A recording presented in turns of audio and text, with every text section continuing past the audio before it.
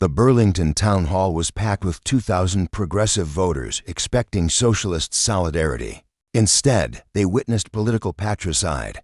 Bernie Sanders, the godfather of the progressive movement, was about to expose his most famous protege as a fraud on live television. Before diving into the story, comment where you're watching from and don't forget to subscribe so you won't miss the latest political showdowns. It was supposed to be a celebration of progressive unity. CNN had organized a special town hall in Burlington, Vermont, Bernie Sanders' stronghold, featuring the old socialist and his most famous political offspring, Alexandria Ocasio-Cortez. The event, moderated by Anderson Cooper, was meant to showcase the future of the progressive movement.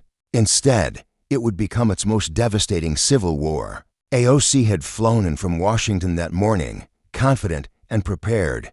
At 34, she remained the face of young progressives. Despite recent setbacks, her team had briefed her extensively. Stick to policy, emphasize shared values with Bernie, and above all, remind voters of her working-class roots. Bernie, now 84, but still sharp as ever, had been unusually quiet during prep. His wife Jane noticed his distant mood. "What's bothering you?" she asked. "I've been doing some research," Bernie replied, holding a folder about Alexandria. Things don't add up.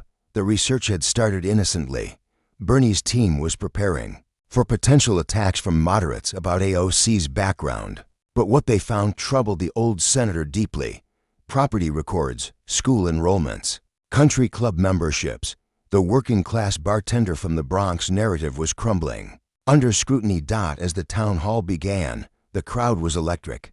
Burlington's Flynn Center for the Performing Arts was filled with Bernie's supporters, who saw AOC as his natural successor.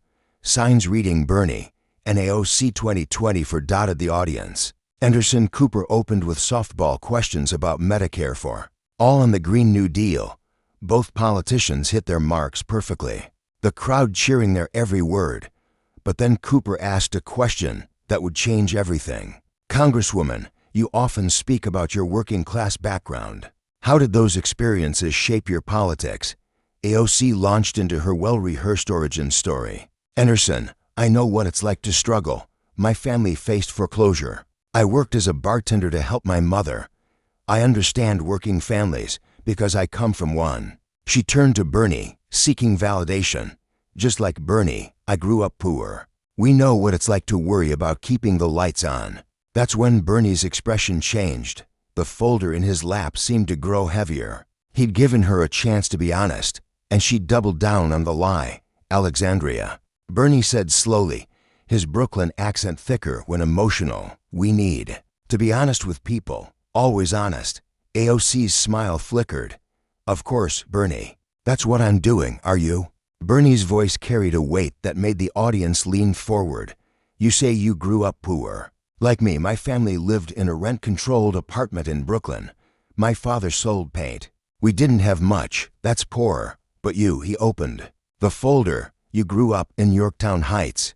The words hung in the air. AOC's face went pale. Yorktown Heights wasn't the Bronx. It wasn't poor. It was one of Westchester County's wealthiest suburbs.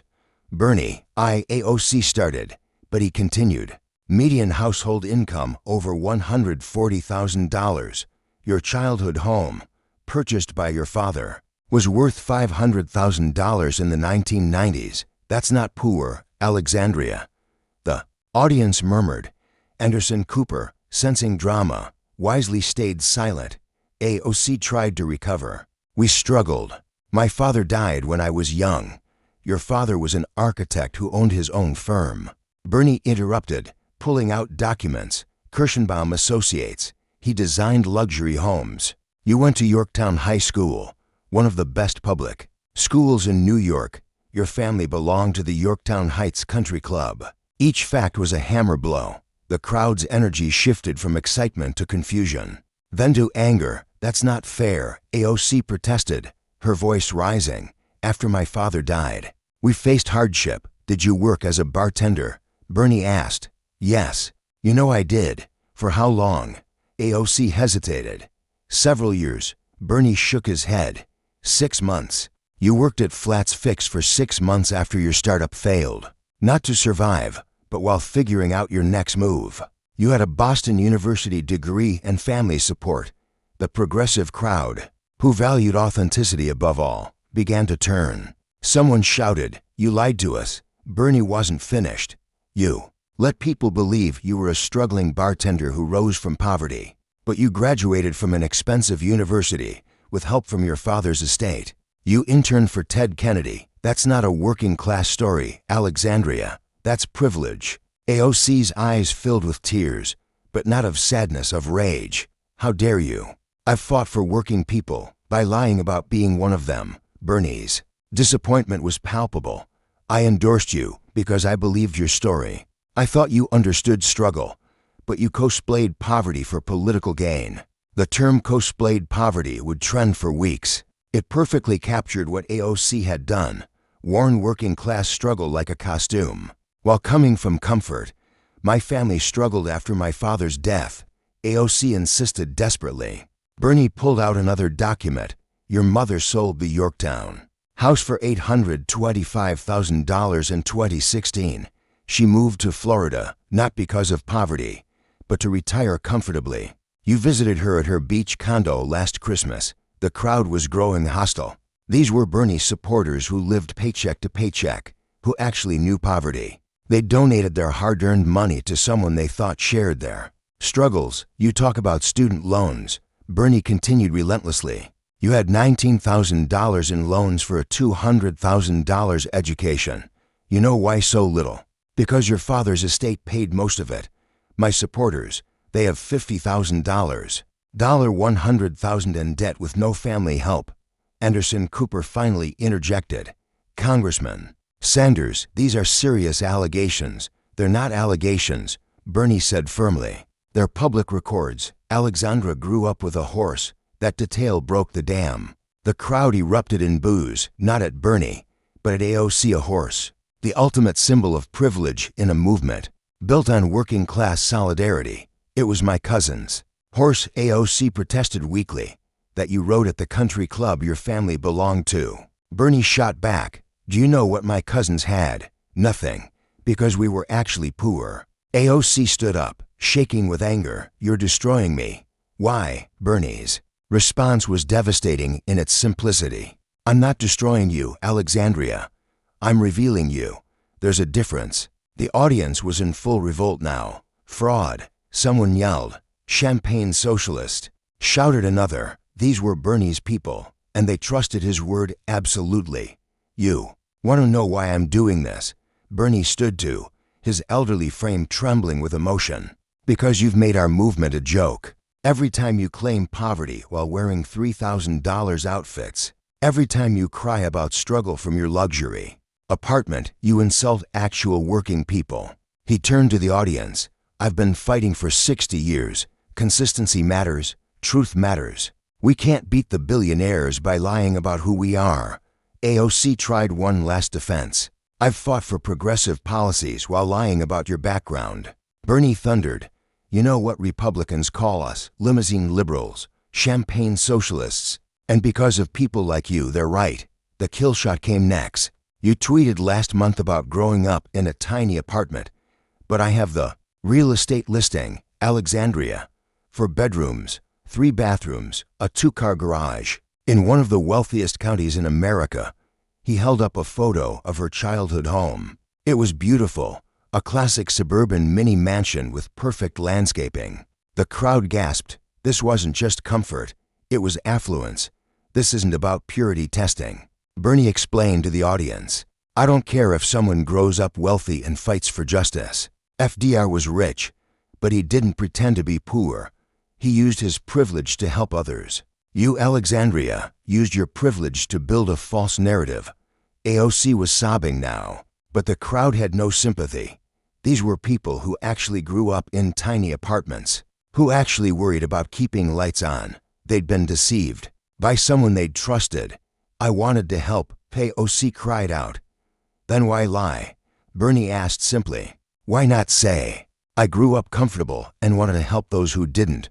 Why steal the struggles of actual poor people? The question hung in the air, Unanswered because there was no good answer. Anderson Cooper. Journalist instincts kicking in, pressed further. Congresswoman. Is Senator Sanders' information accurate? AOC couldn't speak through her tears. Her chief of staff was frantically signaling to end the interview, but there was nowhere to run. Bernie delivered the final blow with devastating calm. You know what hurts most? You're talented. You could have been great without the lies, but you chose deception, and now our entire movement suffers. Every time a Democrat talks about helping the poor, Republicans will point to you and say, remember AOC? The fake poor girl with the country club membership. The town hall ended in chaos. AOC fled the stage as the crowd booed. Bernie stood alone, looking older than his 84 years, the weight of destroying his protege visible on his face. I take no pleasure in this, he told the audience, but integrity matters. We can't build a movement on lies. The fallout was immediate and catastrophic. #EclatAboutPauvri trended worldwide within minutes. The video clips spread like wildfire. Bernie holding up the mansion photo, mentioning the country club, revealing the horse. Each detail more damaging than the last. Progressive Twitter. AOC's stronghold turned against her overnight. I donated my last $20 to someone with a country club membership became a viral tweet format. The betrayal felt personal because it was personal. Millions of working-class progressives had seen themselves in AOC's fake story. Conservative media had a field day. Bernie Sanders exposes AOC as total fraud, screamed Fox News. Tucker Carlson devoted an entire hour to the revelation, calling it the greatest cell phone in progressive history. But the cruelest cuts came from the left. Jacobin magazine, the progressive Bible, published a scathing editorial. AOC's poverty cosplay represents everything wrong with performative politics. She stole the narrative of actual working class struggle for personal gain.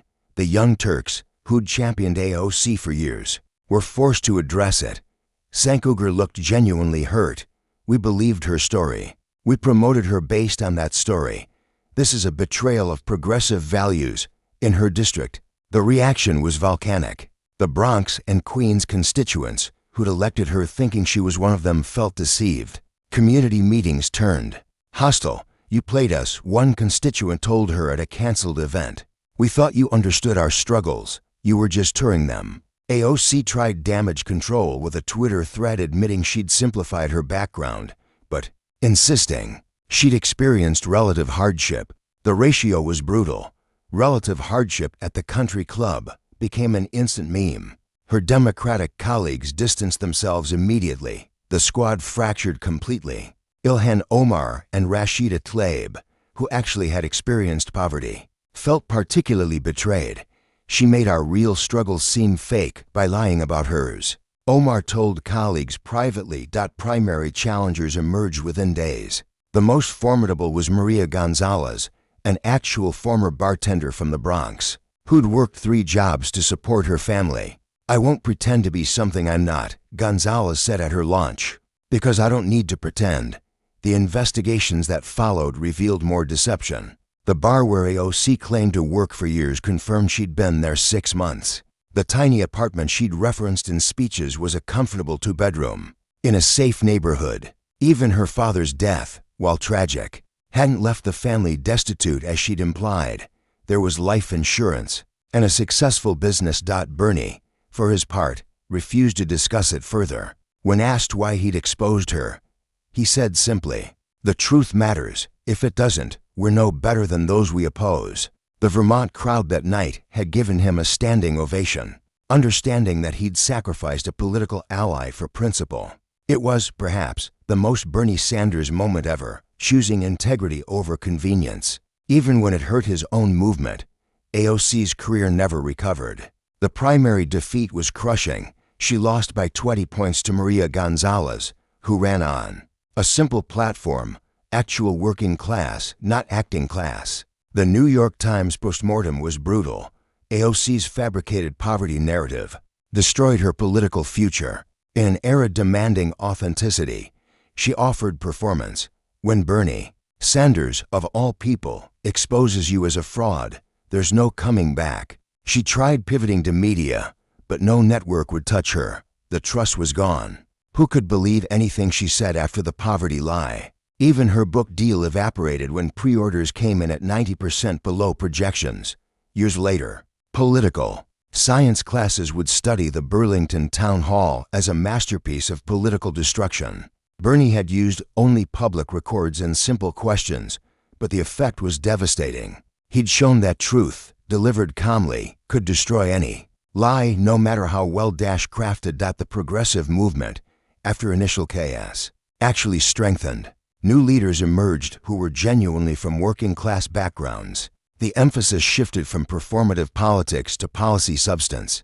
Don't be another AOC became shorthand for maintaining authenticity. Bernie Sanders passed away 2 years later, his legacy intact. At his memorial, no one mentioned the AOC incident directly, but his insistence on truth was celebrated. He believed lying about who you are insulted those who actually struggled, Jane Sanders said. He couldn't let that stand, even when it cost him. AOC attended the funeral, sitting in the back, unrecognized with her drastically changed appearance. The designer clothes were gone, replaced by simple attire, the perfect makeup absent. She looked, ironically, more authentic than she ever had in Congress. After the service, she approached Jane Sanders. "I'm sorry," she said simply. "He was right about everything."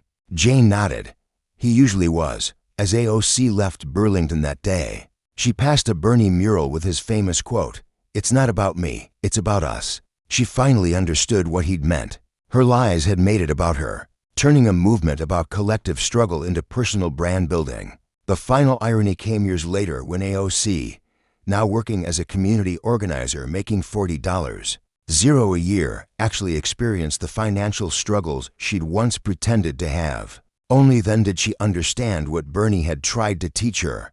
Authenticity isn't a narrative you craft, it's a truth you live. But by then, it was too late. The woman who'd pretended to be poor while rich ended up professionally poor after being exposed as rich. She'd become, in the end, exactly what she'd pretended to be at the beginning. The difference was, nobody believed her anymore. The lesson was clear. In politics, as in life, the truth always surfaces. And when it does, it's better to be Bernie Sanders, consistent and honest, than AOC, exposed and discredited. Because voters might forgive mistakes, but they never forgive deception about who you fundamentally are.